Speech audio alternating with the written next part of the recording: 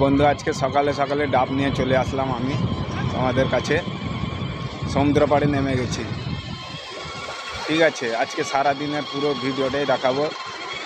তোমরা চ্যানেলটি নতুন দেখলে সাবস্ক্রাইব করো, লাইক কমেন্ট শেয়ার করো।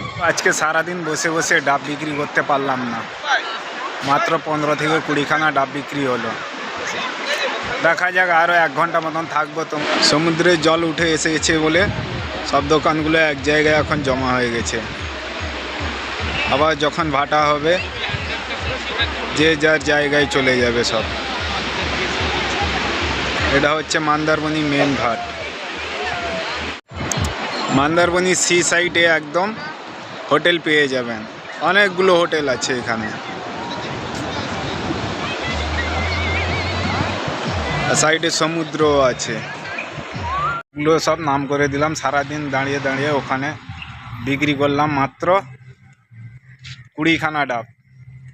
তো বন্ধুরা, যারা আপনারা নতুন চ্যানেলটি দেখছেন, লাইক কমেন্ট শেয়ার করবেন, সঙ্গে সাবস্ক্রাইবও করবেন। দেখছেন পিছনে ডাবগুলো আছে, ওইগুলো ডাব রেখে দিলাম, কালকের জন্য হয়ে যাবে, কালকে আর গাছে উঠতে হবে না।